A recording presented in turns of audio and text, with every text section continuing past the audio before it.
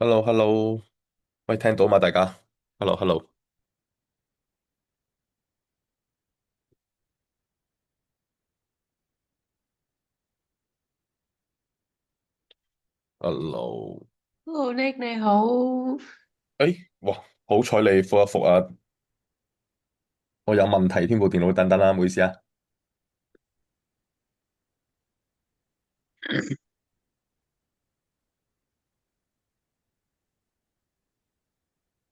Hello，Hello。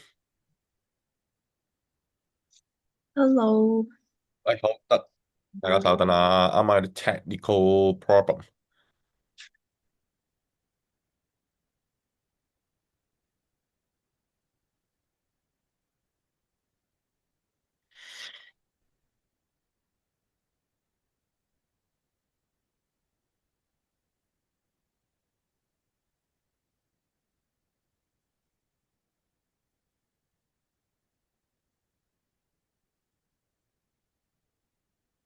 見到個 PPT 啊嘛，大家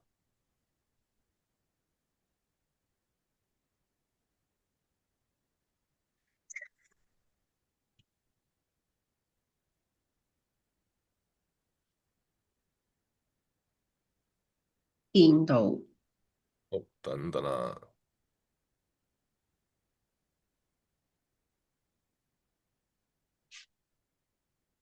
嗯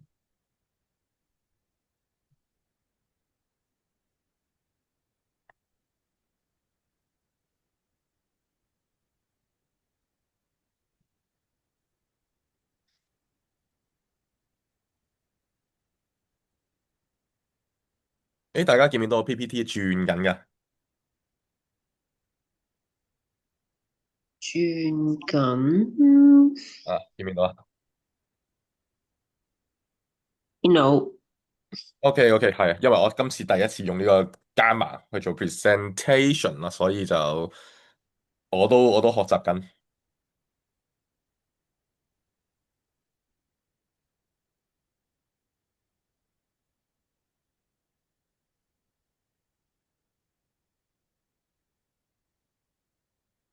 好。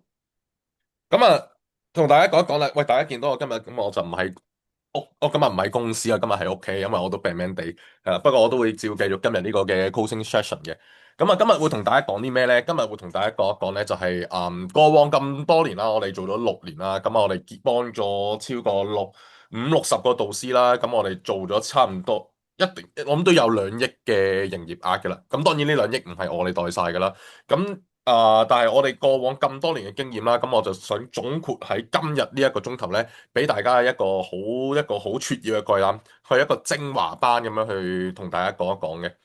咁啊，先同大家講一講啦。咁啊，有好多咧，我哋做 online business 嘅我哋嘅學生又好啦，我哋嘅導師啊，我哋嘅團隊都好啦。通常咧，其實咧，問佢哋第一個問題嗰陣咧，佢哋成日都會話咧，可能係佢哋嘅 closing rate 有問題，係啦。咁啊，佢哋成日覺得，喂，我請多幾個 closer 啊、setter 啊，咁我條數咪好啲咯。咁其實呢個咧，通常都係我見到第一個最大嘅錯誤嚟嘅。咁啊，講到呢度嘅時間咧，大家可能比較新啲啦，未必明咩叫 setter、closer 啦。咁啊，呢個咧唔擔心嘅，因為喺我哋嘅 course 裏面咧，我都會同你講啦。咁啊，亦都會喺我哋持續嘅 coaching session 咧，你哋會越聽越多呢啲咁樣嘅 terms 嘅。係啦，咁我或者喺度簡單啲講一講咩叫 closer 啦。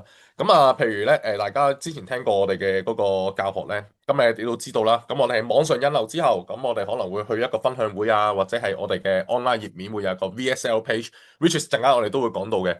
然之後咧，去到最後咧，就會係有一個嘅通常我哋做一個1對1嘅 consultation call 啦。咁啊，你哋呢度咧有好多朋友仔或者同學仔咧，可能你哋都已經曾經經歷過嘅。咁我哋叫嗰啲人咧，我哋叫做 consultant 啦。咁另一個 terms 咧，我哋都叫佢做 closer 嘅，因為佢哋會幫你做成交嗰個。咁啊，如果你哋咧啱啱開始嗰陣咧，你哋未必會有呢個 closer 咧，咁你哋自己就會係嗰個 closer 咁解啦。好啦，咁啊，但係咧嚟到呢一度咧，咁啊同大家講一講啦。咁啊，有好多之前咧，啱啱開始踏入呢個行業嘅人咧，佢哋都會覺得咧，佢哋爭嘅就會係一個嘅 sales 啦。但係我哋成日都會話咧，其實喺我哋見到嘅嘢裏面咧，其實85%嘅業務咧，其實都係喺呢個 online marketing 上面做咗嘅。咁啊，其實一個 sales 咧，其實佢唔係唔重要，不過其實如果你嘅 marketing 嘅系統做得好嘅時間咧，其實咧你嘅 sales 咧亦都係已經其實佢不費吹灰之力咧，其實佢已經做到成交噶啦。咁我呢度舉個假設啦，誒、譬如今日Donald Trump 佢搞一個課程。係啦，我諗嗰個 sales 唔使太勁，你哋都一定會埋單嘅，係因為你哋知道，你哋喺 online 嘅世界，你已經知道，哇，原來 Donald Trump 就係一個哇做生意又叻，搞政治又叻嘅人，咁你好自然會覺得，喂，佢搞嘅嘢都唔錯，因為點解你哋日日夜夜都經歷過好多佢嘅 marketing system，你睇新聞會見到佢，睇網站你會見到佢，你就會見到，喂，呢個人好勁，咁所以啦。前面嘅嘢如果做得好嘅話，其實後面嘅 sales 係不費吹灰之力嘅。相反，如果前面嘅嘢做得唔好呢，咁好大嗰個重心咧就會擺喺呢個 sales 度，睇下佢能唔能夠化腐朽為神奇，去 close 到一張單咁解啦。咁譬如你哋啱啱開始做嘅時間呢，喺 online 上面可能成個 system 未 set 好嘅時間，咁變咗你要去令到一個人同你成交呢，你哋就會困難啲啦。咁所以我哋成日都話就算你 train 到一個好勁嘅 sales 都好啦，咁其實唔係一個對業務好嘅嘢嚟嘅，因為如果佢真係咁勁，佢可以 sell 到任何嘢嘅話，咁如果佢一走，你成個生意系統你就會冇噶啦。咁反而我哋係要令到我哋嘅 marketing 嘅系統好到連一個普通嘅 sales 都可以成為一個 superstar 呢一個 concept，大家明白嗎？係明大家唔使真係喺個咪度講嘅，大家打字俾我會好少少嘅。OK，好，咁所以咧，我哋成日都會話啦，你賺幾多錢咧？其實通常咧都係喺 before 你同嗰個客傾電話之前，英文我哋叫 upstream of the call 啦。咁就算咧就睇先啊，if 係啦。咁所以呢個其實呢個，如果頭先你明白咗我講嘅嘢之後咧，其實呢度咧你都會知道啦。其實我哋上游嘅名單質素啦，我哋出席率啦，我哋或者我哋成日講 lead to close rate 咧，先係我哋成個 online business 個精髓嚟嘅。咁但係咧，我哋講緊咧成個我哋其實成個流程啦，其實我哋可以亦都分為五大個階段嘅，係啦。第一個咧就會係我哋成日講嘅 traffic 啦，即係流量啦，即係講緊一開頭啲人喺邊度揾到你嘅。咁traffic 嘅來源不外乎嚟自幾樣嘢嘅啫。咁包括可能有付費嘅 traffic 啦，which is 我哋成日都係最強用到嘅咧，就係我哋廣告啦，或者係 organic 啦。organic 即係表即係話可能係你嘅IG或者你做嘅 email 啦，referral 啦都係一個流量嚟嘅，係啦。咁但係 referral 咧，其實我哋唔能夠可能唔當佢係一個系統，因為我哋永遠都控制唔到啲人咧幾時去俾 referral 你噶嘛。咁佢哋全部都各有好處同埋壞處嘅。OK，咁再之後咧就會係一個嘅銷售頁面啦，銷售信頁面，我哋叫 video sales letter page。咁一年前咧，你會見到我哋好多嘅 project 咧，其實我哋都係一個 video sales letter 嚟嘅。咁咩嚟嘅咧？就係即係你去到一個網站啦，你會見到一條片，可能15分鐘到喺度介紹自己。咁譬如而家我哋多啲做嘅，就會係一個勁啲嘅 VSL，係一個咩咧？係一個分享會嚟嘅，係一個2個鐘頭嘅影片嚟嘅。OK。咁跟住再VSL 咧，其實我哋都有好多種唔同嘅呈現方式啦。頭先我哋講咗譬如一個15分鐘嘅短影片啦，或者一個長啲嘅分享會啦，又或者你哋成日會見到有其他可能導師社會搞嘅 challenge，即係挑戰訓練營啦。咁呢啲可能一次過搞幾日嘅嗰一種嚟嘅。又或者可能你會見到可能馬來西亞或者外國咧會比較興啲嘅，我哋叫 low ticket 嘅分路啦。都係一啲短嘅影片，但係可能會直接 sell 一啲可能幾蚊美金嘅嘢，幾十蚊美金嘅嘢，呢啲都係一個叫做 VSL 嚟嘅，係啦。不過咧喺我哋嘅世界，我哋通常咧都會做頭嗰兩者啦，就係可能15分鐘嘅一個影片啦，或者係一個啊、分享會啦。呢兩個咧就喺我哋香港啦，或者華人社區咧比較常用嘅方式嚟嘅。係啦，咁我唔太建議大家可能會搞得太複雜嗰啲咩 challenge 幾天嗰啲咧，就唔好搞咁多啦。好啦，咁跟住咧，再入咧就係我哋叫做一個pre-call sequence 啦。咁pre-call sequence 咧，就係咩咧？就係一個當啲人啦，可能出席完你個分享會之後啦，咁佢可能會同你 book 一個 consultation call 啦。咁佢喺出現個 call 之前咧，其實中間都有個 gap 嘅。咁呢度咧，當然唔會100個人去 book，亦都唔會100個人就會出現嘅。咁中間我哋會做啲咩咧？就係呢個叫做 P-call sequence 啦。咁啊，譬如我哋會做嘅咩咧？我哋可能會有一啲 WhatsApp group 嘅提醒啦，一啲 WhatsApp 嘅 direct message 啦，我哋會出 email 啦，係啦。咁啊，譬如你哋有陣時 book 過其他人嘅 consultation call，或者可能經歷過你 consultation call，你要見到啦。咁啊，你哋可能會收到，可能24小時前你哋會收到個 message 啊，一日3小時前又會收到個 message 去提醒。咁呢啲我哋都係用嚟提升嗰個出席率嘅，即係嗰個 call 嘅出席率嘅。好啦，跟住到最後咧，就當然就係嗰個consultation call 啦。咁啊，我哋過往我諗我哋做過超過1萬個 call 噶啦，係啦，因為我哋過往做咗6年，應該都唔止1萬個 call 噶，我諗到可能2萬個 call 都有可能噶啦。咁啊，我哋而家做緊嘅 closing rate 咧，都大概係40至50% 嘅 closing rate。咁啊，點解可以做到45至50% closing rate 咧？咁就因為前面嗰幾樣嘢我哋做得好嘅時間咧，後面嘅 closing rate 先會增加嘅。咁啊，譬如如果你前面嗰幾樣嘢做得唔好嘅話，咁你當然你後面嘅 closing rate 亦都唔會做得好啦。咁最尾個階段當然就係一個可預測同埋可規模化嘅一個營收啦。咁啊，點解會係可預測、可規模化咧？咁啊，陣間都會講嘅，因為呢度係關於成個 system。當你成個 system set 好嘅時間咧，你就可以令到所有嘢係可預測到，而唔係今日可以做得到，聽日又做唔到咁樣啦。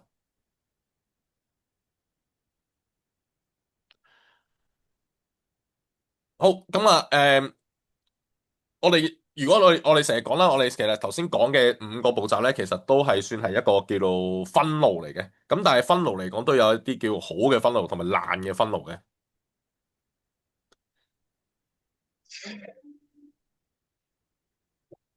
好啦，點為之一個舉個例子咧，咩叫爛嘅分路咧？譬如我哋有100個名單，100個名單即係咩意思啦？我哋叫 lead 啦，我哋簡單啲，大家習慣聽我哋因為可能台灣會叫名單咯，我哋叫 lead 多 lead。lead 嘅定義就即係你喺網上面你攞到佢一個名啦，或者係電話加埋個 email 啦。咁我哋通常攞呢3樣嘢嘅。咁啊，譬如一個爛嘅漏斗會係咩咧？100個名單裏面有15個同你可能預約咗，最終可能佢睇完個 VSL，睇完個分享會，有15個預約咗啦。跟住咧，最終咧得3個 qualify 嘅啫，然後3個 qualify 裏面得一個出席，然之後可能你要2至4個禮拜之後，你就會成交一個。呢個成個分路咧，我哋叫做唔好嘅分路啦，唔健康啦。健康嘅分路係點咧？可能係100個名單裏面啦。有30個人最終會同你做預約嘅，有20個 qualify 20個 qualify 裏面有16個人出席，然後最後你成交6個，呢個咧就係一個好大嘅差異啦。因為講緊你前面你可能投放嘅成本係一樣嘅，假設你100個名單，你每一個人可能 let's say 我講得保守啲啦，200蚊攞一個嘅，即係2萬蚊，大家投放嘅成本都係2萬蚊，但係一邊係一個成交6個人，另外一邊咧可能成交只係得一個，呢兩個咧就係一個健康同一個唔健康嘅漏斗嘅分別啦。咁但係好啦，有啲咩會令到一個唔健康嘅漏斗去出現呢？好啦，譬如你而家你攞100個 lead 裏面，裏面當中只係得15個最終係去到一個預約頁面呢。咁呢個可能係當你落廣告嘅時候，可能個投放對象啦有問題啦，或者係個頁面結構本身就出現咗問題嘅。咁如果15個人裏面15個人 booking 得3個 qualify 係啦，首先大家可能未必明咩叫 qualify 係啦，因為簡單啲嚟講，如果我哋完全唔去篩選我哋嘅客戶嘅話咧，咁有機會可能15個人嚟到，15個人會出現咗好大嘅情況，大部分嘅情況係，有啲就話我都係唔需要啦，或者係到約咗你嘅時間，佢可能會放你飛機，又或者入到嚟嘅時間，佢根本就可能就係完全唔關事嘅，即係 let's say 你譬如呢度我知道 Yuko 佢係中意做呢個身心靈嘅，我點知佢入到嚟佢係想減肥嘅，佢完全唔關事嘅，咁呢啲我哋叫做唔合格啦，係啦，我知好似 Ferry 咁Ferry 可能嚟緊佢係想做一個商業諮詢嘅。但係入到嚟嗰個人，佢根本就連生意都未有嘅，咁啊呢個人就可能未必啱佢。咁呢啲我哋叫做 unqualified 嘅客戶，係啦，unqualified 嘅客戶最終係會影響到你一個唔差嘅 closing rate，或者係嘥咗你嘅 sales team 嘅時間。如果你冇 sales team，就嘥咗你嘅時間，係啦。咁所以我哋就會話合格與唔合格嘅人係點樣區分啊？咁啊，當然我後面都會同你講啊，點樣去令到你有多啲qualify 到嘅客戶去揾到你啦。好啦，咁所以如果你15個人入邊有得3個人係合格嘅話，咁呢部分會出現咩問題呢？就係你嘅 application form 嘅問題啦。application form 幾時出現呢？就係當嗰個人同你 booking 嘅時間呢。啊、有啲差嘅人，佢可能會做得嘅就係佢話淨係叫你留個名、email、電話就 that's all 啦。咁如果做得好啲嘅，好似我哋呢個 application form 咁，可能會叫你填多少少嘢嘅，係啦。譬如你係一個教人投資嘅導師，咁可能會問一問你過往你曾經因為投資輸過幾多錢啊？你而家有幾多資金啊？你投資嘅目的係乜嘢啊？咁我哋會問多啲問題嘅喺 application form 度。OK。咁如果咧，你嗰個 unqualified 嘅客戶多啲咧，咁即係話可能你嗰個 application form set 錯咗啦。好啦，咁但係呢個我可能後面我再跳入啲講啦。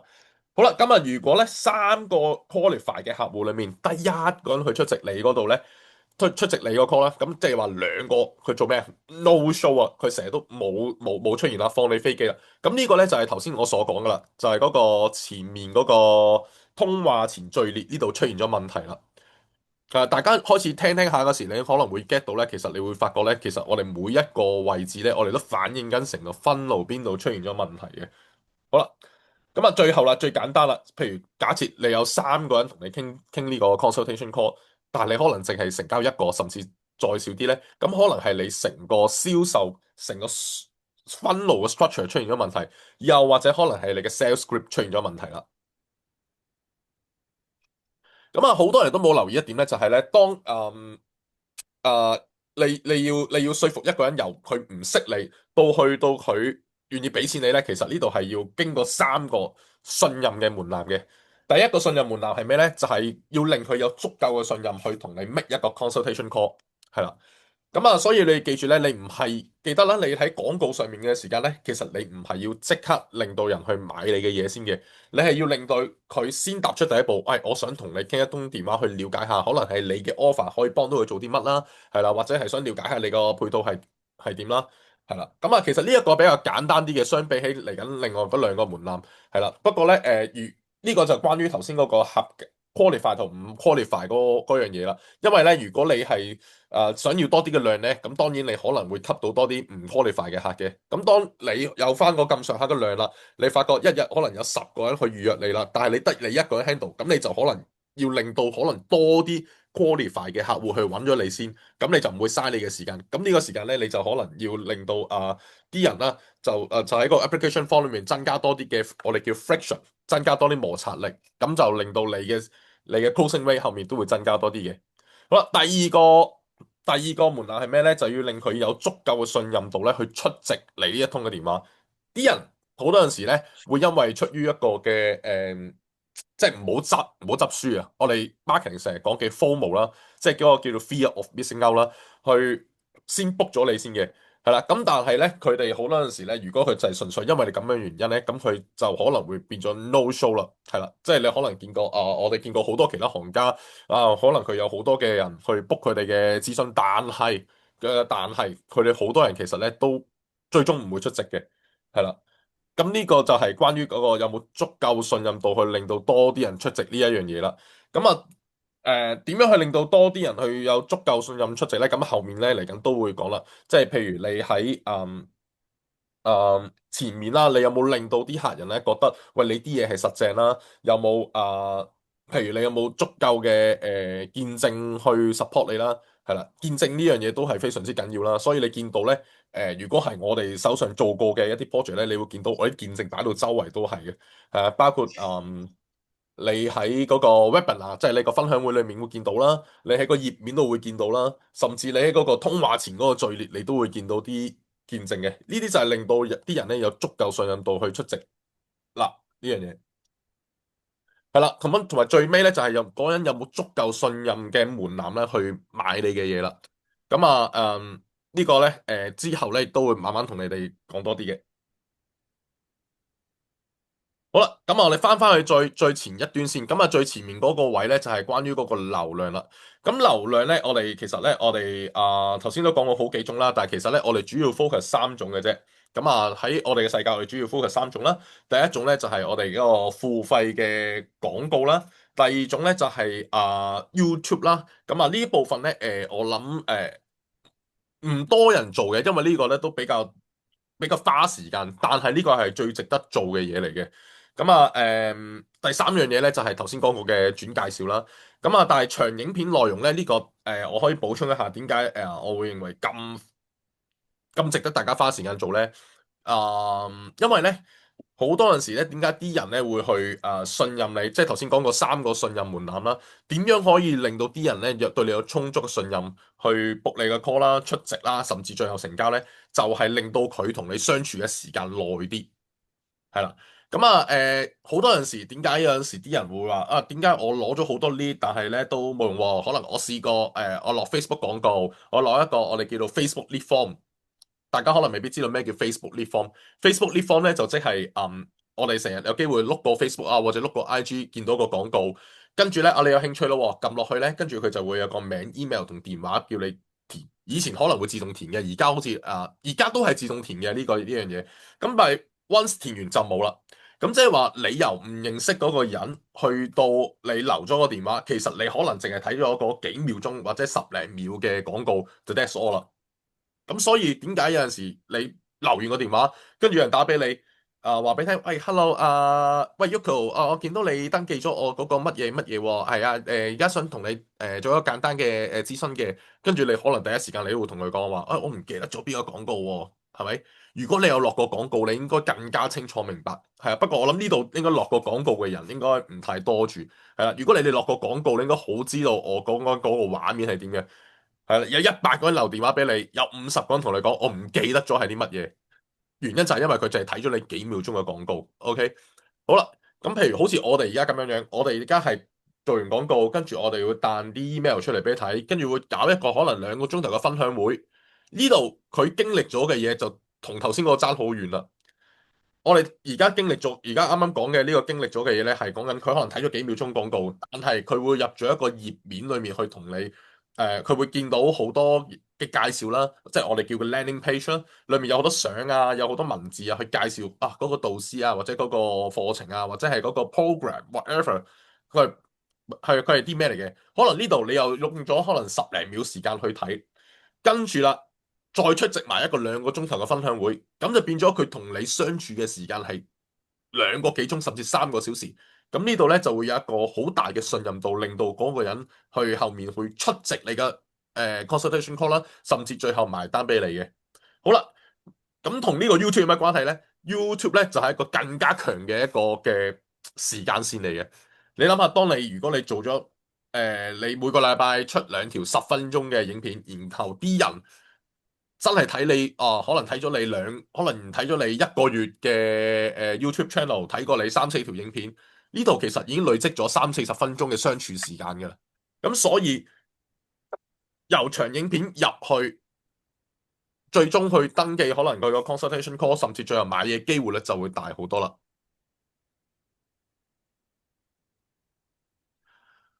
好啦，咁啊，有好多如果係你係有多少少經驗啦，你有落過廣告嘅人咧，你哋都有好多人成日都會有一個錯誤嘅一個諗法，就係喂，我要令到個 cost per lead 好低好低好低。咁其實咧，的而且確呢個世界亦都有好多方法令到個 cost per lead 低嘅。咁但係 cost per lead 低咧，有機會令到你後面你要付出嘅成本更加大嘅。就好似頭先我啱啱講嘅嗰個例子咁啦。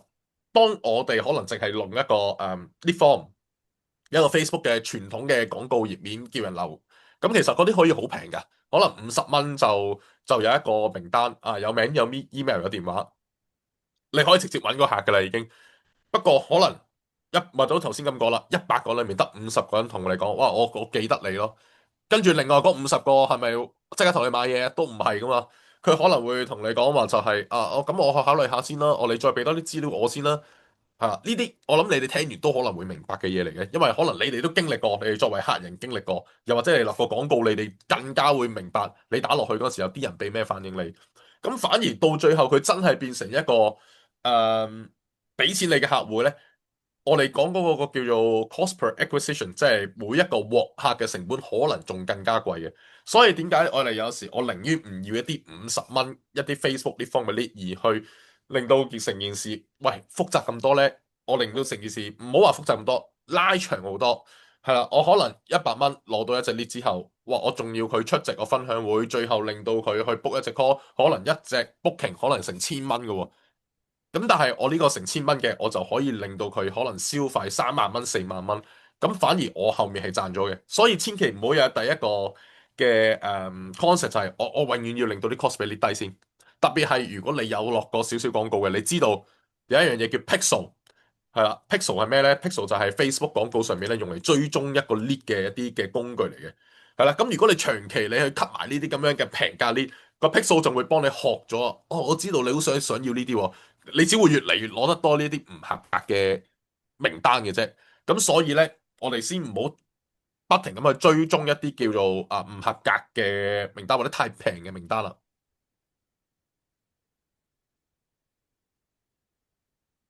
好，咁如果講到付費流量裏面咧，咁有一個好大嘅漏水位係咩咧？就係你可能你嗰個廣告同你嘅頁面唔一致，呢度包括好多種唔一致嘅事情嘅。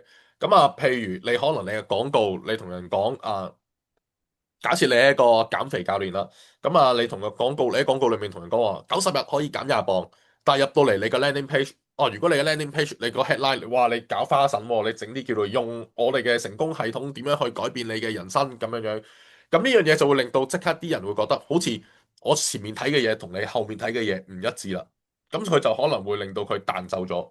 OK，咁咩叫一致嘅咧？咁譬如呢度有個例子啦。譬如你廣告裏面你寫90日我減20磅嘅，咁你最好你入邊頁面嘅標題你都係咁寫啦，90日減20磅，唔需要你放棄任何你喜歡嘅美食都可以做得到，咁佢就會繼續落去啦。OK，咁因為呢樣嘢咧，我唔好話大家，因為我哋自己都會有時會犯錯嘅，係啦，因為我哋都會嘗試喺廣告裏面用唔同嘅 唔同嘅 marketing 嘅 angle 去吸引唔同嘅人啦。咁但係咧，有時入到嚟咧，我哋又想狼少少咧，哇，寫啲嘢，睇下可唔可以吸引多啲人。咁變咗入到嚟嘅人可能唔一致啦，佢就變咗嚟到呢個位，so far 仲跟到嘅，可以俾個 yes，因為我今日係會講得比較深少少嘅嘢嘅。趁大家俾個 yes，飲啖水先。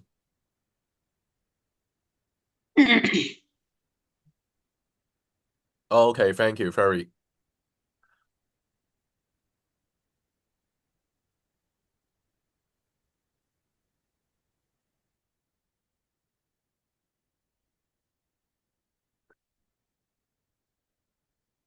好，咁所以啦，我哋要令到我哋嘅廣告啦，去到我哋嘅 landing page 咧，其實我哋首先咧都要保持我哋有4樣嘢一致嘅。首先係咩咧？首先就係個 outcome 啦，我哋成日講嘅要有相同嘅結果啦。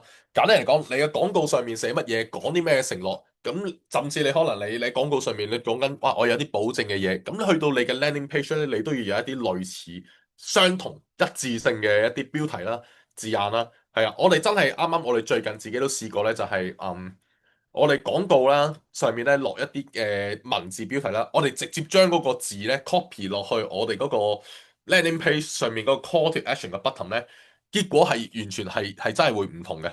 係呢個真係真係自己摸出嚟嘅，我哋都真係冇人教嘅呢樣嘢，我哋自己摸出嚟係啊，因為我哋要大量呢啲嘅機會落去試啊嘛。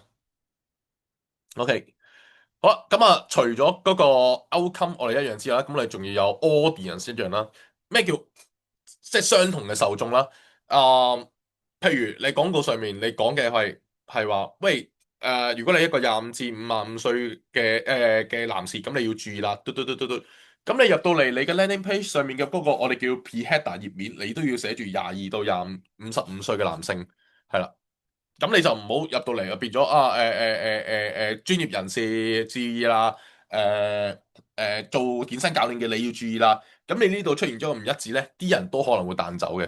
係啦，你要記住，所有人咧喺嗰個網上世界啦，佢哋碌緊電話嘅時間咧，其實佢哋係用盡佢哋任何方法咧去跳走噶啦，因為佢哋嘅而家啲。太多 distraction 啦，每一個人同一秒鐘基本上有50樣嘢想做緊嘅，係啦，佢可能即刻想碌 WhatsApp，想打機，想睇 YouTube，好多嘢做緊，只要你啲嘢唔一致，佢可能就會碌走咗啦。好啦，咁啊相同嘅調性係咩咧？即係講緊個 tone 要一樣，係啦，我都見過一啲好得意嘅行家啦，可能都會犯咗啲錯啦，就係點咧？而家我哋咪好興啲 reels 咧，用啲好得意嘅唔奇形怪狀嘅，我哋叫做 hook 一啲畫面，即係可能我無啦啦可能踎低，然後彈起身喺個鏡頭前面喺度搞下笑咁樣，吸引啲人注意噶嘛。咁如果你前面你個廣告或者你嘅宣傳影片你係咁樣嘅時間，帶入到嚟你嘅 landing page，哇，好 professional 喎，好 firm 喎，啲嘢好嚴肅喎，呢個係講緊個 tone 唔一致。係啦，咁就會出現到呢啲咁樣嘅亦都唔一致嘅嘢，咁啲人就都會彈走噶啦。所以，譬如你如果你前面你嗰個廣告你係啲嘢好 professional 嘅，咁如果你個 landing page 都要 professional 嘅，明白啦？呢個位好啦，相同嘅方案啦，呢個方案咧英文即係嚟講 offer，我哋做 marketing 上面成日都會講到嘅，係啦，記得你前面講嘅嘢，你要同後面嘅 offer 係一樣，係啊，即係你前面你係講緊減肥嘅，你入到嚟就唔好無啦啦講話要人正能量啦，係啊，呢啲係即係都係嗰個意思啦。好啦，呢度舉一個簡單嘅例子啦，呢個係我哋即係 marketing 上面咧，我哋啲行家咧成日攞出嚟講嘅。譬如之前咧有一個嘅外國嘅一個 coach 嚟嘅，好得意啊！咁佢哋咧就係長期咧，咁佢哋咧嗰個叫做 lead to booking rate 啦，咁就長期得個8%嘅啫。咁於是乎咧，咁嗰陣時有人去睇一睇啦，咁發覺咧原來咧佢嗰個點解咧？因為咧其實佢喺嗰個廣告層面咧就係咁同人講話，你可以入到嚟睇我哋嘅健身 program，我哋會一個簡單嘅測試送俾你嘅，OK。就 that's all 啦。好啦，咁於是乎佢後尾咧，佢改咗一樣嘢咧，咁就大幅接近令到嗰個 booking rate 增加咗差唔多接近100%係咩咧？就係佢喺廣告層面上面咧已經同人講話，你可以免費做我哋測試，測試完成之後，我哋會有專人同你去檢視呢個結果。咁變咗呢啲人由廣告層面去到後面 landing，佢哋經歷過嘅層面，佢哋接觸嘅一樣咧，一致咧，咁佢後面個 booking rate 就會增加啦。所以咧，唔好成日掛住咧，即係喺前端咧，成日同人講話哦，免費呢樣嘢免費，嗰樣嘢免費，但係其實你哋都要留意呢啲咁嘅字眼啦，係啦。所以譬如好似我哋咁，我哋而家都開始咧會喺嗰個廣告上面啦，我哋除咗叫人哋出席個分享會之外咧，我哋都會加埋少少嘅字眼咧，就係話出席完個分享會之後，如果你有想了解更加多，歡迎你去同我哋做一個免費嘅諮詢啦，咁樣咁就我哋嗰個 booking rate 亦都係顯著增加緊嘅。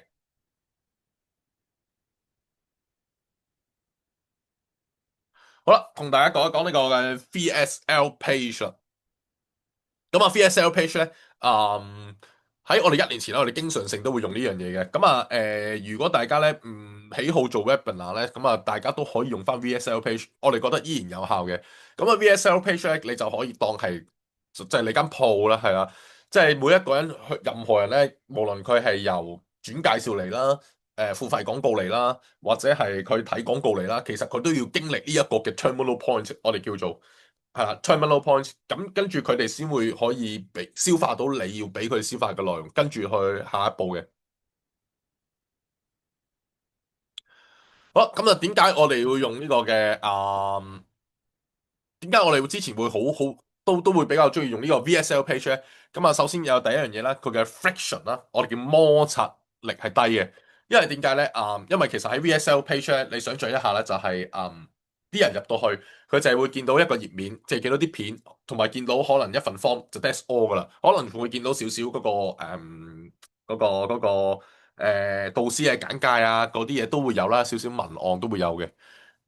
係啦，咁但係咧呢度咧，你就唔需要咧，即係會經歷得太多，又要人哋去 check 呢個 email 啊，又要人哋連續3日去參加一個訓練營啊，又要可能 DM，你知即係如果你係用普通 lead form 攞 lead 嘅翻嚟嘅時間咧，你可能要同佢係咁 WhatsApp 或者喺 Facebook Messenger 係咁講嚟講去，誒你而家咩情況啊？乜乜點樣啊？咁跟住，但係你喺 VSL 就好簡單啦。懟晒啲流量入去之後，啲人自己睇嗰個影片，然之後佢睇完之後有興趣啦，佢就會即係我哋叫 qualify 啲客戶啦，佢就會自己預約，全部都係講緊一次過佢自己去經歷嘅。even 你瞓緊覺，佢哋都可以做緊嘅。所以呢個嚟講咧，就係對於你嚟講係攞潛在客戶嘅一個好好地方，亦都係一個摩擦力比較低啲嘅一個嘅方法嚟嘅。係啦，咁啊第二樣嘢咧就係呢個。呢個亦都係啦，我哋見過啦，即係好多啱啱開始做生意、做 online 生意嘅嚟講咧，咁啊，譬如佢哋做緊10萬至到50萬之間嘅生意人咧，其實佢哋都會有一個 VSL page 嚟嘅，係啦。咁跟住咧就係、當然喺如果你冇一個 VSL page 咧，而直接咧將啲人咧去嘗試去成交佢咧，咁變咗呢啲人咧就冇一個叫做pre-nurture 嘅狀態，即係佢哋冇喺銷售之前被銷售，因為其實你嘅 VSL 都係一個銷售嘅工具之一嚟嘅。咁所以咧，我哋通常都會話喺銷售之前一定會俾條片佢睇一睇，係啦。咁所以 that's why 亦都係你可以諗見一見咧，而家市面上好多人都仲係用緊呢個Facebook 呢方 Facebook 呢方，然之後咧佢就純直接咧就係用呢個嘅 WhatsApp 去同人溝通，所以呢個成交率係極低嘅。但係如果你有個 VSL 就唔同啦，因為啲人一早已經預知咗你俾緊啲咩方案啦，你成個你嘅 offer 係點樣樣啦，咁你都係預先銷售咗佢啊嘛。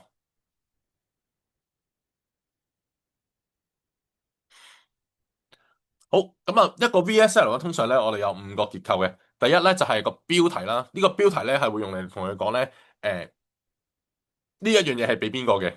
係啦，即係例如頭先我哋成日攞一個健身教練做例子啦。住一個35至55歲嘅男性，咁如果你經常性你已經試過自己做 gym，但係你都擁有唔到自己嘅身形，係啊，咁你就要留意我哋呢一個嘅方法啦。咁呢個就係一個標題啦，我哋可以迅速咧，我用嚟篩走一啲唔適合嘅人嘅。咁第二咧就係一條 video 啦，15分鐘左右啦。如果喺香港嚟講咧，因為香港喺外國咧，其實呢啲 VSL 咧可以好長嘅，可能去到30分鐘，但係香港係一個比較。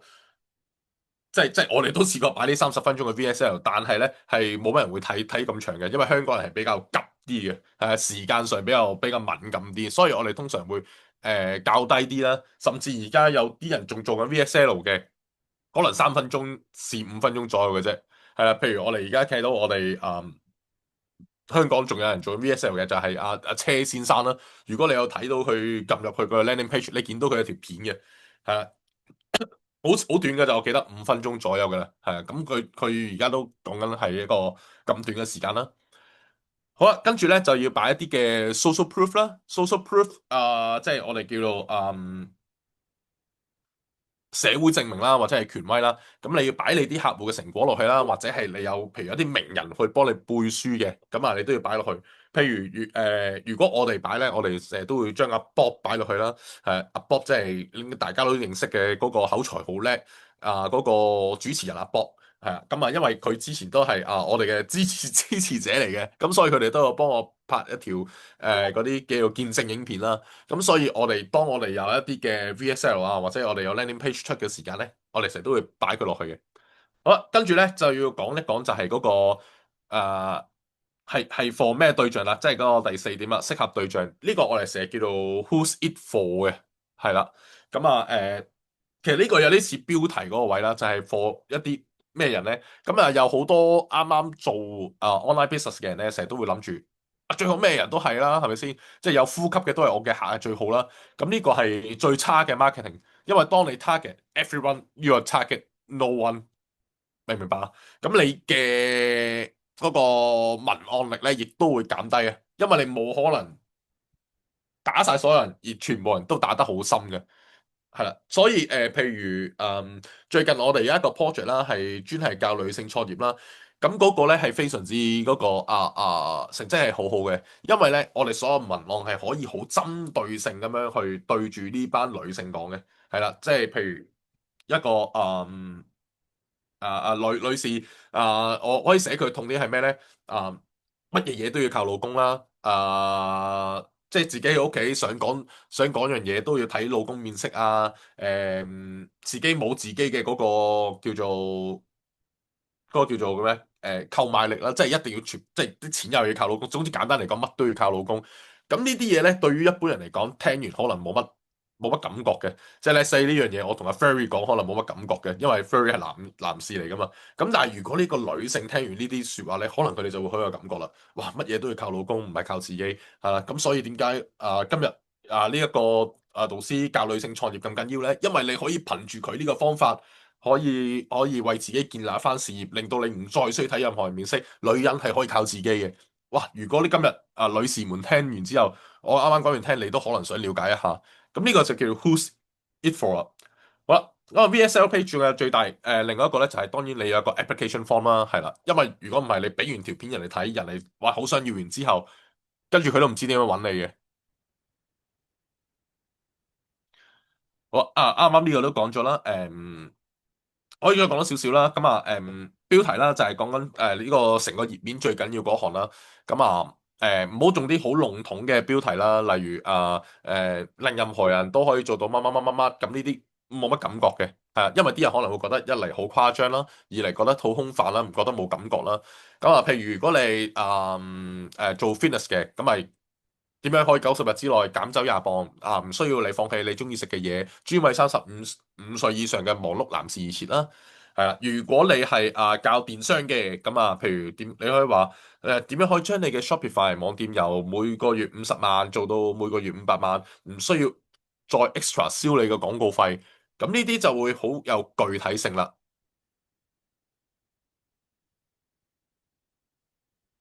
啊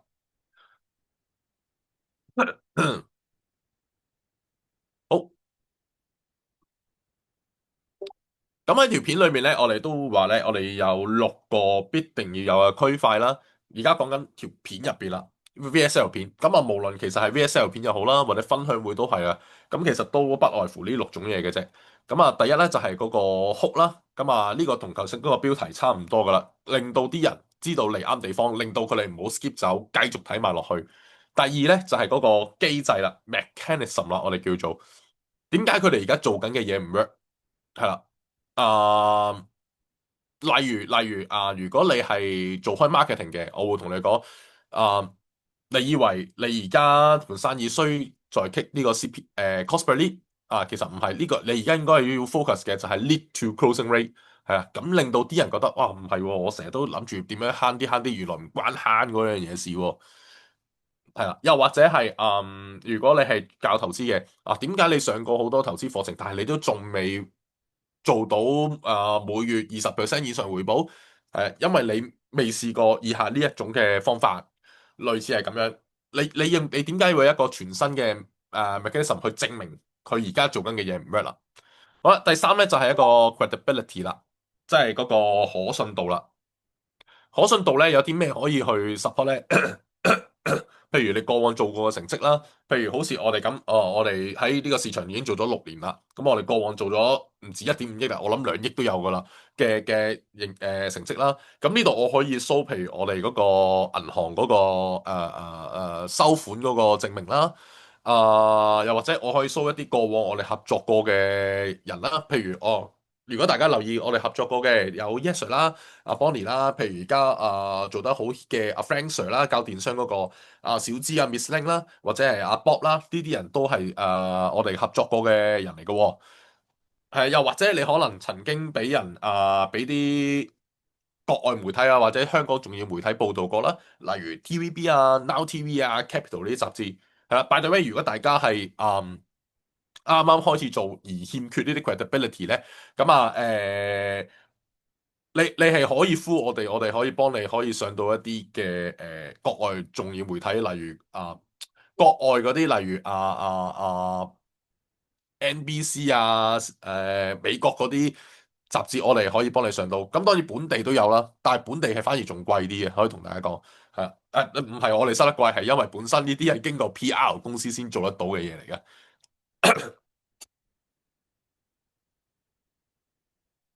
好啦，咁啊，所以咧，有啲人點解我哋會成日將一啲特別係如果你有名人嘅朋友啦，多啲可能揾佢哋去幫你哋拍見證啦，因為啲人就算唔信你都好，佢信嗰個名人，而嗰個名人信你，咁其實佢哋都會信你噶嘛。好啦，solution 啦，咁solution 係咩咧？咁大家要記得要講嘅嘢咧，就係唔係講你自己方案上面有啲咩嘅功能啦，即係好多人成日講個 features 啊嘛。即係如果大家有聽過咩叫 FAB 啊，features and benefits 大家要 focus 嗰個係 benefits 係啊，唔係嗰個 features。即係譬如你提供緊嘅係一個課程，再加一對一指導。你唔係要不停咁講話，誒我有15個小時嘅課程，然之後我有一對一嘅指導。呢啲 to 聽眾嚟講咧係冇意思嘅，因為啲人只會想聽對佢嚟講有啲咩嘅好處嘅啫。咁所以啦，我哋要話到俾人聽啲咩咧？譬如嚟緊我哋自己 GC 啦，我哋開發咗一個新嘅方案嘅，就係因為我哋見到市面上而家好多人咧都仲係學習緊如何知識變現，點樣網上變現咁樣樣，但係我哋知道咧，好多人咧係好難花咁多時間學嘅，即係唔係我哋教嘢唔得，係大家可能真係花唔到咁多時間去學，係啊，再加上學你仲要真係明白 master 到咧，其實都真係有困難嘅，所以我哋而家嚟緊諗住打造一個方案，就係幫你做，係啦，但係當然唔會全部100%幫你做啦，因為我都冇可能咁多嘅時間幫大家做晒100%嘅，咁但係起碼我可能幫你 at least 起到個頭，係啦。可能幫你做咗個定位，然後幫你起晒所有頭先講嘅，譬如而家 VSL 嗰啲，我哋會幫你寫晒所有 copy，你分享會幫你寫晒 copy，係啊，copy 即係文案，係啦，你廣告唔簽寫，我哋幫你寫，係啦，咁呢個咧我哋係開發緊呢一個嘅方案嘅，係啦，咁可能大家聽完你哋都會想有興趣噶嘛呢樣嘢，係因為你哋大家都知道，喂，學習真係要花太多時間，太辛苦啦，咁如果有一個嘅 solution 係幫你做埋，咁你咪有興趣咯。OK，所以呢個就係講緊關於嗰個你嗰個 offer 嗰個 solution 啦。客戶成績啦，咁當然會證明俾人睇，喂，呢套嘢唔單止係你做得到啦，其他人都做得到啦。咁呢個有啲似頭先嗰個可信度嗰個樣嘢嘅，係啦，啲嘢你會發覺有啲類似嘅，所以咧你會見到好多 landing page 啊，或者係有啲分享會裏面啦，VSL 裏面啦，咁好多人都會成日會答，呢個陳先生都係用我呢套嘅方法，佢又做到乜乜乜乜乜乜，因為你一定要話到俾人聽，除咗你得之外，其他人都要得啊嘛。係啦，即係譬如呢度有位同學仔叫 Yuko 咁我上次同佢溫朗溫完嘅，係啦，咁我上次都有俾過一個指引佢咧，就係、因為佢啱啱開始佢嗰、個身心靈嗰個 offer 啦，嗰個方法啦，咁但係一開頭做喎，咁你乜都未有喎，咁我就話不如你去揾你身邊嘅朋友免費提供呢個服務俾佢，佢哋唯一要俾翻嘅就係一個見證你嘅啫，喂咁。好 fair 啊，係咪先？你提供一個咁有價值嘅服務俾人，但係人哋乜唔使俾錢你喎，俾個見證你啫。咁你咪有一堆嘅見證喺頭咯，係啦。咁呢一個都可以再分享多少少啦。例如好似我哋6年前啱啱開始做嗰陣，未有公司 branding，未有咁多成績嗰陣時，咁我第一個客點樣攞翻嚟咧？咁我就係用咁嘅方式去換嘅。誒、我係唔收錢幫佢做。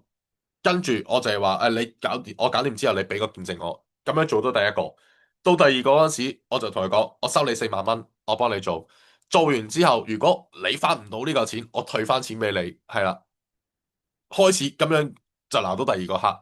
到第三個客呢，咁我就話，我收你8萬蚊。我收完你8萬蚊之後如果做唔翻呢個數，我都係俾翻你個錢你。即係再做多2個 guarantee 咁樣樣去開始嘅，再之後啦，哇，跟住開始真係多啲人揾我哋，咁我哋就開始唔使做 guarantee 啦。咁所以如果一開始你冇 client result 嘅話，你係可以咁樣攞到嘅。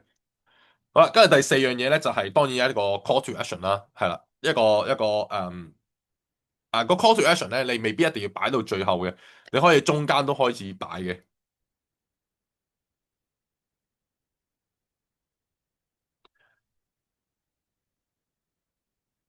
好啦，咁啊講完 VSL 啦，咁就講一講嗰個 application form 啦。咁啊 application form 裏面咧好得意嘅，即係我見過好多人嘅 application form 咧，特別係如果大家可能有聽過啦，多啲人用啦，有一個叫 Calendly 嘅工具嘅，有個 Calendly 嘅，唔知大家有冇用過？係俾人我哋 book 時間嘅。咁啊，佢預設咗咧就係攞人哋嘅名、email、電話，同埋第四樣嘢有啲咩我要準備啊咁樣樣嘅啫。咁呢個係我見過最白痴嘅一個 application form 嚟嘅。啊，因為咧喺我哋嘅世界咧，我哋都會做多啲嘅問題啦。俾啲客人去填啦。咁點解咧？因為呢個唔係我哋淨係純粹篩走啲客戶咁簡單，而係因為你後面嘅 closer，又或者你自己傾個 call 都好啦，你越多資訊嘅話，你喺後面係越容易 closing 嘅，係啦。咁但係你要好好識得把控究竟出幾多問題，幾多 open end question，幾多 close end question，係啦。譬如我哋好多嘅，我哋可能通常加到7條問題到啦。咁啊，可能有7條問題裡面有4條5條都係tick tick tick 嗰啲嚟嘅啫，唔使人打字嘅。另外可能有2、3條係 open end 俾人打字嘅，係啦。咁點樣把控咧？就係當你冇量嘅時間咧，冇客嘅時間，你就唔好加咁多呢啲嘢。我哋叫 friction，同一時間我哋叫 friction，friction 即係摩擦力。你越多問題，啲人就越係填填下就唔想填噶嘛。呢個你自己都會係啦，明白嗎？係啦，咁但係所以如果你一開頭冇嗰時，唔好加太多呢啲問題。當你開始個量有嘅時間咧，咁你就可以加多啲問題，加啲 close end question 即係純粹要佢揀個 job 單 menu yes or no，或者係你而家嘅收入嘅 area 係幾多咧？0至10萬、10萬至20萬、20萬至30萬、30萬至40萬，令到啲人好容易填到。係啊，咁啊，如果你個量真係極度誇張，哇，好多喎，係啊，好似而家我哋幫一個電商老師做咁，哇，好鬼誇張啊，佢真係嗰度，我哋幫佢做到好誇張啦，係最緊要係，咁我哋開始加多啲 open end question，當加咗多啲 open end question，啲人真係願意打多啲落去嘅時間咧，咁後面個 sales 咧，即係我哋叫 closer 啦，我哋 closer 咧就會好多位可以用嚟用啦，喺個 closing 嗰度。OK，咁今日唔同大家講太多嗰啲，因為真係太多 detail 位。今日就係俾一個關鍵問題俾大家去參考先。好啦，第一就係佢哋而家嗰個起點係咩？你唔知個起點，你永遠同唔到佢講終點嘅。OK，係啦，即係譬如你係做商業導師嘅，你可以問佢，你而家每個月營收幾多？如果你係一個嘅 fitness coach，你可以問佢，你而家嘅體重係幾多？係啦，呢個起點啦，呢個係一個位置啦。咁啊，如果好似頭先我咁講啦，如果你嘅量未多嘅時間咧，你咪整啲 drop down menu 咯。即係譬如每個月營收就好似頭先咁講啦，10萬至20萬、20萬至30萬、30萬至40萬，俾佢容易啲揀。如果你有量嘅，咁你咪直接留一個 嗰個叫 open end question 俾佢自己寫咯。OK，好啦，第二咧就係問佢而家 struggle 嘅位係乜嘢？OK，你而家 struggle 嘅位係咩？即係譬如你而家應該你試過啲咩方法解決，但係未成功咧？你可以咁樣寫嘅，即係譬如我哋啲投資課程，我哋嗰個問題，我哋就會話你試過乜嘢方法而未成功咧？咁啲人真係會寫啊！我上過好多堂，但係都做唔到。成日聽 number，聽親 number 都輸嘅。翻到屋企唔識得自己睇圖表。咁呢啲位後面嗰個 closer 咪可以攞嚟用咯。OK。好啦，第三個問題咧就係成功對佢嚟講係點樣樣嘅？呢個一定係 open-end question 嚟嘅，呢個冇可能係俾佢揀嘅，因為每一個人嘅都唔同。好啦，例如有一個人填 form 佢話佢想減30磅，係啦，咁佢呢度如果佢寫咗一個原因就係因為我2個月之後我要搞婚禮啦，如果我減唔到肥咧就好大鑊啦，咁我影出嚟嗰啲相就搞唔掂啦。好啦，你諗下，如果呢一個去咗一個 fitness coach 嘅 closer 身上入硬嘅呢個客，你開佢5萬蚊、10萬蚊，嗰個人都可能會俾嘅。因為點解？因為呢樣嘢足夠個痛點夠大啊嘛，係嘛？如果嗰個人純粹話我冇啊，我想夏天好睇啲咯，一個係夏天好睇啲，我減廿磅，另一個都係減廿磅，係因為我2個月之後我就要影婚紗相，我要搞婚禮，邊一個會容易俾錢？大家諗下。你大家如果聽得呢個唔難明啊，呢個係啊，咁啊，所以呢三條問題咧，你哋大家係可以選擇加落去嘅喺呢度。好啦，咁啊，通常咧，我哋喺呢個 application form 完咗之後咧，我哋叫 thank you page 多謝頁面。有好多人咧會當佢冇用嘅呢個位，啲人會覺得，我攞咗隻 call 就得噶咯，搞掂噶咯。呢個係最白痴嘅行為，因為呢度即將會進入我哋頭先講嗰個叫咩 P-call sequence 啊嘛。book 完 call 去到佢出席之前，中間有個 P-call sequence。如果呢度做得唔好咧，嗰個 show up rate 就會低噶啦。咁有啲咩可以做咧？一鍵確認啦，好似我哋而家咁樣樣。咁我哋每一個我哋做緊嘅 project 咧，當佢哋一撳完之後咧，我哋嘅系統後面咧就會自己 set 咗自動 send 個 WhatsApp 俾佢，然之後你可以撳一個掣確認，我要確認我嘅預約咁樣樣嘅。咁研究嗰個 message 咧，我哋係已經做咗啲客製化嘅程式碼去 show 翻佢 book 咗嘅時間啦，咩日期啦，係啦咁樣樣嘅。咁然之後我哋嘅 post team 咧就可以喺個系統裏面咧去直接同佢去揾佢出嚟啊，去同佢對話，去再預約時間咁樣啦。咁啊，大家唔使太擔心嘅，因為如果你哋我哋嘅學生咧，我哋有晒 template 嘅啦，即係 even 頭先我啱啱講緊呢個確認呢樣嘢咧，咁佢都係會我哋 set 好晒㗎啦，你哋只要改翻自己字上去就得㗎啦。咁呢啲所以大家唔擔心嘅呢啲位，我哋整好晒，因為我哋將我哋平時做緊嘅嘢係直接複製俾你哋用㗎嘛。好啦，咁啊，惠通話設定框架係咩意思咧？咁啊，我哋會喺我哋嘅 Thank you page 裏面咧，我哋都會重新講一次咧。其實當佢哋出席之後咧，我哋有啲咩俾到佢嘅，係啦，例如喺呢個 consultation 裏面咧，我哋係會同你跳入嚟去幫你去睇下，而家你嗰盤生意究竟係邊度出現咗問題啦。咁你都準備定你一啲嘅數字俾我哋啦，例如你而家嘅每一個客戶嘅 lifetime value 係幾多啊？你而家嘅 CPL 係幾多啊？你嘅 lead to booking rate 係幾多啊？好啦，呢一度你寫好咗，對於啲人嚟講，佢就會覺得，喂，好似都真係有啲價值喎，唔係咩一個普通嘅 sales call 喎。而你亦都可以揸住呢一堆嘅 data，令到你嗰個 closing 會更加容易 close 嘅喺後面。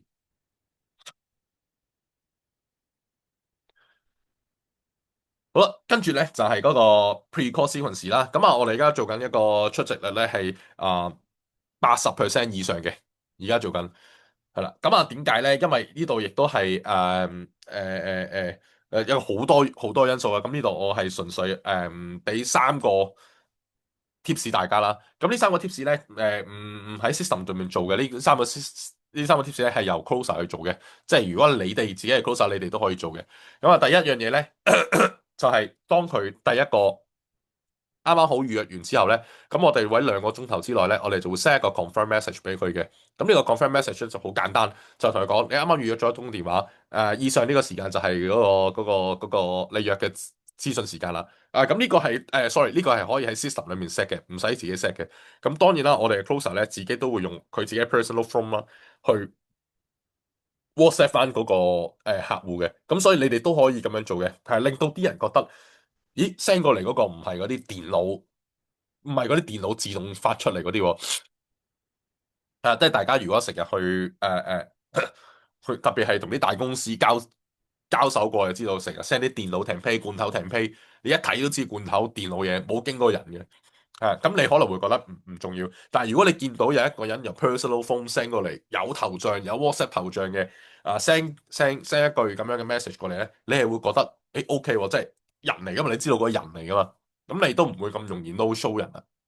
OK，好啦，第二個咧係一個個人化嘅內容啦。咁喺呢個正式同佢傾 call 之前24小時前咧，咁我哋都會叫我哋嘅 sales team 做一樣嘢咧，就係去睇一睇佢填嗰個 application form。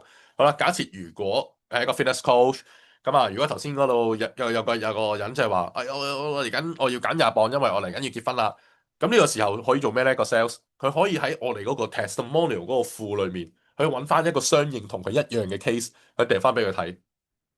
可以同佢講，喂，hello，阿 Peter，喂，我見到你話你想喺未來三個月裏面減廿磅，係因為為咗出席個婚禮喎。咁呢個啱啱好啦，因為咧我哋之前咧邊個導師咧，其實都幫過另一個人，都係喺3個月裏面減咗廿磅令到佢成功出席咗個婚禮。你可以睇一睇啦，咁樣樣。咁所以當嗰個人見到，喂，有個同我一樣 case 嘅人。同我都一樣用呢個方法做得到喎，咁佢就會更加容易出席嗰個 call，佢更加容易想攞嗰樣嘢啦。OK，呢個唔難明，你哋都唔難做嘅，唯一難做嘅可能性就係你個量太大，你一日要照顧50個 incoming booking 好似我哋咁，我哋而家一日接近80個 booking 要處理嘅，橫跨咁多個導師，但係如果你哋每一日我諗唔好多，三四個啊！如果你有三四個，只係得三四個人 book，其實你花少少時間，你哋已經可以 send 到你個 message 出去噶嘛。但係同一時間，你都可以令到嗰個人會覺得你好重視佢，係你真係有睇佢啲嘢，咁佢就會容易出席啦。Right？好啦，咁跟住咧，去到出席當日啦，其實咧，呢個咧就 advance 啲啦，我哋啲 closer 都未必全部100% 做嘅，就係咧，佢哋可能會錄製一條簡單嘅 Loom video 俾佢，係啊，同佢簡單講一講今日個流程會係點點點咁樣樣嘅。咁呢樣嘢咧，如果對方真係打開咧，哇，佢會直頭覺得佢唔出席係唔好意思添嘅呢樣嘢。係啊，個 Loom video 可以講啲咩咧？其實都係 refer 翻喺個 application form 裏面，你見到佢嘅資料啦。係啊，即係如果你都係嗰句，如果你係一個 fitness coach，你見到佢係就係講話上3個月減廿磅，咁你個 Loom video 咪可以同佢大致講我之前有個 case 都係咁樣做到嘅。嚟緊喺今日嘅 call 裏面咧，其實我都會同你 go through 呢幾樣嘢，我哋個 go through 翻嚟而家個情況啦。你曾經試過啲咩方法唔得啦？有啲咩嘅即時性嘅嘢，我哋可以俾到你啦。甚至上，如果你想知道我哋 program 咧嚟緊，我哋後面都有個 program 嗰個簡單解說話俾你聽嘅，即係做一個簡單嘅 agenda，講乜都好。Anyway，呢個內容唔係話太重要，最重要係佢見到條 Zoom video 係 dedicate to 你，就係同你係啦，咁你就會覺得哇好重視喎，備受重視，咁你就會有一個啊啊高嘅出席率啦。So far 聽到呢度都 get 到啊嘛，會唔會太深啊？大家可以喺 chat room 度打個字俾我。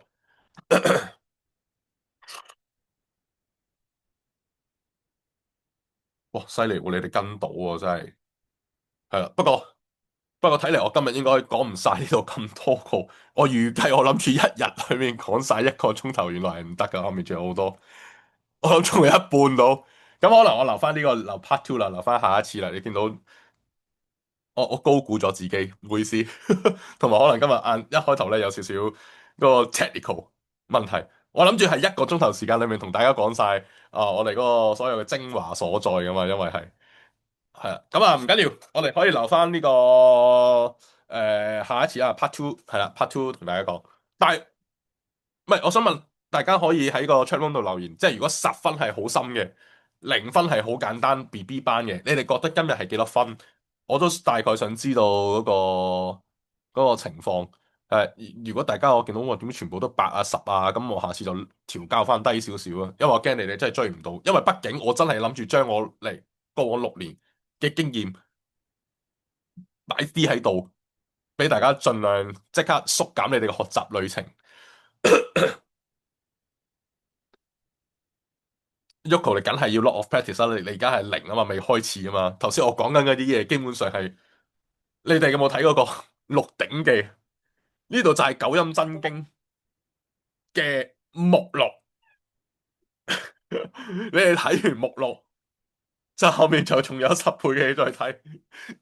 喂，幾多分啊？你哋覺得幾多分心啊？我真係想知道。嗱，喂，俾個分數嚟啊！10分最深，0分最簡單，7分心。我 Yoko 咁犀利嘅你，not hard to understand。咁但係有7分。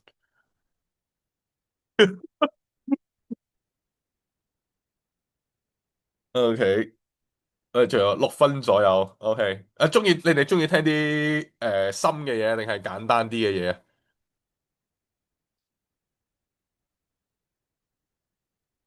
嘢？psychology 係嘅，消費者心理學啊。做 online marketing 咧，不公平嘅地方係你要學嘅嘢真係好多，包括消費者心理學，包括寫文案嘅能力。你寫每一隻字會令到啲人產生乜嘢嘅感覺？同埋，當你識晒呢啲嘢，你都仲要真係 technically 砌啲嘢出嚟，點樣砌啲自動化，令到啲人可以自動收到啲 message 啊？個 campaign 應該寫乜嘢？係不公平嘅呢樣嘢。但係我成日都話，當你做到啲不公平嘅嘢，你就會擁有不公平嘅結果啊嘛。咁我當然我會為我學咗咁多嘢而自豪啦。而呢啲嘢真係可以實踐到、變現到啦。係啦。咁啊，喂，咁啊，我諗大致咁多啦。原來都不知不覺講咗1個鐘頭，原來先講咗一半。咁啊，我會再去下次 part two 啊，係下次 part two 同大家講解多啲呢度，好吧？咁啊，今日非常之 thank you 晒幾位阿 Yoko 啊、Ferry 啊，係阿翠兒翠兒，我哋成日都見到你個名喎都你喺個 school 度 hi 一 hi 我，想知你係 school 嘅邊一位同學仔啊？好嘛，阿翠兒，hello hello 翠兒，因為 Yoko 同 Ferry 我都好熟悉噶啦。Yoko 係我好 appreciate Yoko 嘅，Yoko 係越洋買咗我本書，跟住之後慕名而來，我真係覺得非常之感恩。阿 Ferry 我都上個禮拜啊嘛，再上個禮拜我哋食個飯啦。甚至Yoko 呢個冇得羨慕啊，因為你喺澳洲冇辦法，Ferry 喺香港。有機會我過嚟香港，我都會踩場去 office 探你同 係咩？April。你幾時過嚟香港啊？諗住未知，工作太忙，但係我自己諗得好大壓力，係點樣諗定嗰個藍圖？但係其實我定啊，咗噶啦，不過我唔知啱唔啱。係喎，我見到你喺個 Discord 裏面有 send 過出嚟，但係你俾係你慢啲時慢啦，間我，因為都比較忙少少。係啊，我盡快睇完之後俾個 feedback 你。唔緊要，你慢慢。好啊，好啊。不過見到隨緣冇答，咁啊好啦，thank you 晒今日咁多位，有咩問題隨時喺 Discord 問啦，阿 Ferry 啊可以啊，Yoko 你都可以嘅，thank 好，you，唔該晒下次見，你，拜拜拜。拜。